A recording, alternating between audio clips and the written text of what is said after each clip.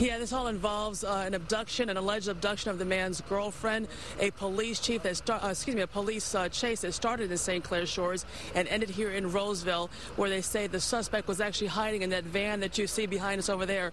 Now, joining me right now is Roseville Police Chief Michael Pakla. And sir, let me get you to come up here. Now, this all started, again, we were just telling folks, as an alleged carjacking yesterday, an alleged kidnapping as well, and then it turned into a chase where the man crashed some distance away from here, and your K-9 unit was able to track him over here to this house right here. And tell us what happened when officers got to the van here, where they suspected that he was hiding.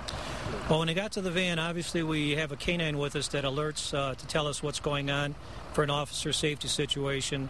The dog was more active than it would be on a normal track. They noticed that the driver's door was ajar, and they also noticed some fog on one of the windows. So they opened the rear of the door to try and see inside. They didn't see anything. They then went to the passenger side, opened the door, and found a male lying on the floor. The officers ordered him to show his hands.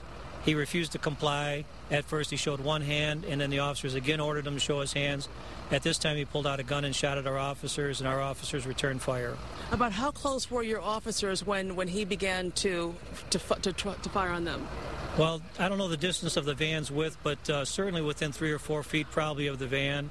Our officers were outside. He was inside. I don't know which way he was facing, but it was very close. Okay. And we're very glad that our officers were safe. Absolutely, absolutely. Thank you, sir. Thank you. We're joined by the Roseville Police Chief. Thank you, sir.